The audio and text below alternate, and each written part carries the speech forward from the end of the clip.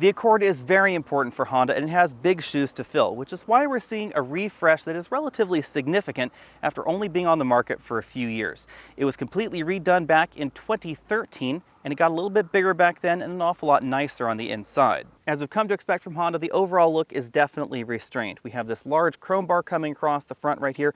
We have projector headlamps and our model has the optional LED fog lamps down there. As this is a refresh and not a redesign for the Accord, the dimensions are relatively similar to last year.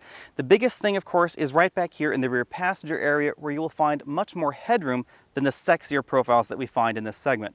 Most notably the Ford Fusion, the Chrysler 200, and even something like the Subaru Legacy. All of them have a roofline that plunges dramatically towards the rear and that really limits headroom in the back, especially for 6-foot adults. The subtle changes continue out back where we get restyled tail lamp modules that now include light pipes that strike across from the trunk lid onto the body. A lot of chrome going on here, strip right across the trunk lid, strip right down here, and a single exhaust tip in our 4-cylinder model. For 2016, Honda is sticking with their tried and true 4 or 6-cylinder engine lineup. The base engine is this 2.4-liter 4-cylinder direct injection engine, producing either 185 horsepower or 189 horsepower if you get the sport trim. Torque comes in at 181 or 182, again depending on the trim that you get. Also a traditional choice is the 6-speed manual transmission you find in base LX, Sport, and EX models. That manual transmission works its way up a little further on the ladder than many of the competition. The optional transmission is a continuously variable transmission, which is standard on EXL. Top-end models get their 3.5-liter V6 engine, producing 278 horsepower, and that is mated only to a 6-speed automatic. Fuel economy is best in the CVT, coming in at 31 miles per gallon combined. That drops down to 27 if you want the manual transmission, and it drops even further for that V6, of course. Overall seat comfort continues to be excellent in the Accord, even though these seats are not as adjustable as we start to find in some of the competition. Most notably, entries like the Chrysler 200 and the Kia Optima now offer 4-way adjustable lumbar support, which does make it a little easier for people of different heights to find an ideal driving position. However, for my body shape, this is just about as comfortable as any entry in this segment. As I said, the rear seats are large and comfortable, and we have very generous headroom numbers, even in our model with the optional sunroof. One thing to note is that base LX models of the Accord have a 100% folding rear seat back. And that means you have the choice of either cargo or passengers in the back, unlike this model, which does have the 60-40 folding seat back, so you can either put 2 people in a little bit of cargo or a little bit more cargo and 1 person. Overall, the interior of the 2016 Accord has not changed too much. We still have optional leather seats in our particular model. We still have a lot of soft touch plastics going on the doors and on the dashboard trim. We still have this imitation wood trim on the dashboard that is relatively believable, and we still have hard touch plastics below that. We do have a very generously sized bin-style glove compartment over here on the passenger side. Over on the dashboard is where you will find the biggest change for 2016. We now have a standard 8-inch multi-information display right here on top of the dashboard. That includes even models that don't get this optional 7-inch touchscreen below it. Now you will see that the upper screen does not display quite as much information as you might like. We have a compass over there, we have our audio information, and then we have our trip computer information over there on the right. Of course, the biggest change for 2016 is the availability of Android Auto and Apple CarPlay. We're taking a look at CarPlay right here. Now you will find this only on certain models of the Accord. The base model and the Sport model, most importantly, do not have this feature. The important thing to know about this is that everything you're seeing is being generated by my USB connected smartphone. In order to do this, you do have to have certain versions of Google's Android operating system running on your smartphone or an iPhone 5 or higher with one of the latest software versions from Apple. The interface is very similar on both vehicles. We have our basic phone, music, mapping information, we have messages, audiobooks, that sort of thing over there as well. Now the important thing to note is that most of these features do require a valid internet connection. So since I'm not connected to the internet on my smartphone right now because I'm out of cell phone range over here in the mountains, then we do have a limited ability to navigate. You'll see that this is all downloaded before I left. We don't have access to Siri or those sorts of voice commands without an internet connection either. At the moment, in the mid-size sedan segment, there are only 3 sedans that have this support. We have the new Kia Optima for 2016, the Hyundai Sonata for 2015 and 2016 with the appropriate software update, and this brand new Honda Accord. Out on the road, the Accord is a lot more fun than you might think, even in this CVT-equipped version, and that's because Honda's CVT operates very differently than Nissan's CVT, which you may be more familiar with. This transmission can change ratios much faster than the Nissan CVT. I'm not exactly clear why, but whatever is going on under the hood, it's a very good thing for 2 reasons. First off, if you want to accelerate, this is better because We hit the accelerator pedal, immediately goes up to about 5,000 RPM, much more like a traditional automatic shift pattern, and then we get that acceleration.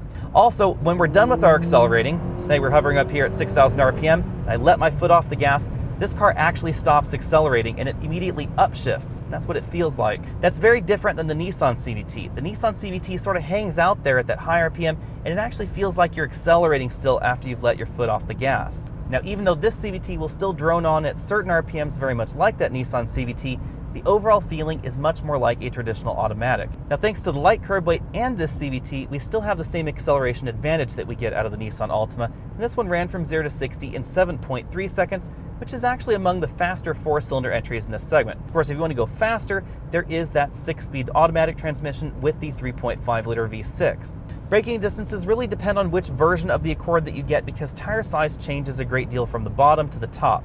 Bottom end Accords get 205 width tires. The top end versions and the Sport version get 235 width tires. This one is right in the middle at 215s. Now you'll notice that some of the competition, their mid-range models use 225 width tires, and those do result in slightly better road holding scores. However, the Accord does very well for itself. The Accord also excels when it comes to feel because this steering rack actually gives us a hint of steering feedback from the front tires. And I think the weight and the precision of the steering rack is absolutely excellent for this segment. The Mazda 6 is a little bit better in terms of overall steering feel, but I don't really think it's better in terms of overall actual grip. Cabin noise is also excellent inside the Accord. This is quieter than most of the vehicles out there, although the Altima is a hair quieter. Overall, however, the biggest thing about the Accord really is the fuel economy. We've been averaging between 31 and 32 miles per gallon in very mixed driving in this car, and that is absolutely excellent. Perhaps the biggest change for 2016 is the addition of Honda Sensing. This is what Honda is calling their all-inclusive autonomous safety package. It includes their collision mitigating braking system, which does do autonomous braking at a wide variety of speeds, not just low speeds. So very much like the Acura models, if you're playing grab ass out there on the highway and you're tailgating too closely, this will also attempt to brake you in those situations. We also have lane keeping assistance, radar adaptive cruise control, lane departure warning, collision warning, and now road departure mitigation. That will attempt to keep the car on the road rather than veering off into a ditch. Bigger than just the Honda Sensing system itself, of course, is that you can now get Honda Sensing on all versions of the Accord, even that base LX starting at $22,105. That means that there are now a few more options going on than there were in 2015. The LX for that base price gets the manual transmission, 2-zone climate control, regular cruise control, manual seats, and we also get the 8-inch LCD in the dashboard. $800 adds the CVT, and an extra $1,000 on top of the CVT gives you Honda Sensing. Personally, I think the Sport model is one of my favorite trims at $24,165. That adds the 10-way power seat, leather steering wheel, LED daytime running lamps, and LED fogs. We also get that 60/40 folding rear bench seat in the back, and we can still add the CVT or Honda Sensing to that model. Now, very sadly, the Sport model cannot be had with Apple CarPlay or Android Auto. That's where the EX model comes in, because it adds the 7-inch color touchscreen in the dashboard, along with Honda Lane Watch, the moonroof, push-button start, and XM satellite radio. That sets you back $25,480, but on the bright side, you can still get that with the manual transmission. If that price sounds awfully close to the Sport model, you should know that jumping up from the Sport to the EX, you actually lose the wider tires and the upgraded brakes that you do get on the Sport and the top-end model as well. The EXL model we've been testing here is $28,570 for the 4-cylinder version, $30,645 for the V6. This adds leather seats and the power driver's seat with memory. The Honda Sensing system for the EXL will set you back $2,000 because it cannot be separated from the factory navigation option. Now, we still get CarPlay and Android Auto, but we also get the factory navigation software there. The top-end Touring model is $34,580 and adds things like LED headlamps that look very much like current Acura models. We also get heated rear seats and automatic high beams. The Accord is one of the best handling and best feeling vehicles in this segment in terms of overall road dynamics, and I really like the fact that Honda has kept the 6-speed manual transmission. Very uniquely, you can get that 6-speed manual in a wide variety of trims, and a lot of the competition keeps the manual transmission in base models only. The Honda Sensing system is also very unique for the Honda Accord, because while many of the competition is now offering radar adaptive cruise control, Some are offering lane keeping assistance systems. The vast majority of them don't go as far as Honda is going in the Accord. They don't put those systems down there in the base model, and they certainly don't bundle them with the wide variety of systems that Honda Sensing includes. And Honda Sensing is actually very inexpensive at a $1,000 upgrade over the CVT model. The CVT Accord does give you some of the best fuel economy numbers in this segment, but you do have to live with the CVT, and that could be a downside for some people. If you don't want the CVT, there is that manual transmission, but you do have to give up some features for that. Or you can get the V6 engine, but you're going to have to give up a lot of fuel economy for that. Overall, that makes the Accord one of my top picks in this particular segment. I would put this, however, one discrete notch below the Optima and the Sonata in certain trims, of course, depending on what you're looking for. If you're after the most rear seat accommodation, that would be right over here in the Accord, but I think that the Optima and the Sonata both offer a few more features for the dollar. Thanks for taking the time to check out this video. Again, I'm Alex Dykes. Be sure and check out thetruthaboutcars.com for news, reviews, and of course the full written review on the 2016 Accord coming up soon. I'll see you next week.